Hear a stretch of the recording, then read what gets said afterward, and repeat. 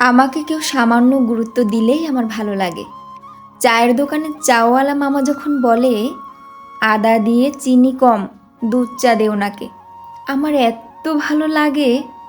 কিংবা খেতে বসে কাজিন বোন যখন আমার পছন্দের মাংসের পিসটা প্লেটে দেয়, অথবা কেউ বলে তোর সাথে দেখা করার জন্যই আসছি, যদি কেউ সামান্য কারণে সরি বলে, যদি লাইব্রেরিতে কোনো জিনিস না থাকলেও আমাকে না ফ্রি অন্য দোকান থেকে এনে দেয়, বা কেউ বলে এটা তোমার জন্য, হোক সেটা 5 টাকার চকলেট বা 50 টাকার ফুল।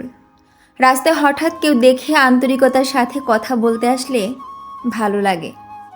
চায়ের দোকানে আমার বেঞ্চের নিচে বসে থাকা কুকুরটা যখন আমার পিছু পিছু আসে, তখনও ভালো লাগে। প্রচণ্ড গরমের মাঝে ছাত্রীর মা 1 গ্লাস ঠান্ডা পানি দিলেও ভালো লাগে। ব্যাংকের সিকিউরিটি গার্ড মামা দেখলেই হাসি দেয়, এই যে সে আমায় চিনে, এটাও আমার ভালো লাগে।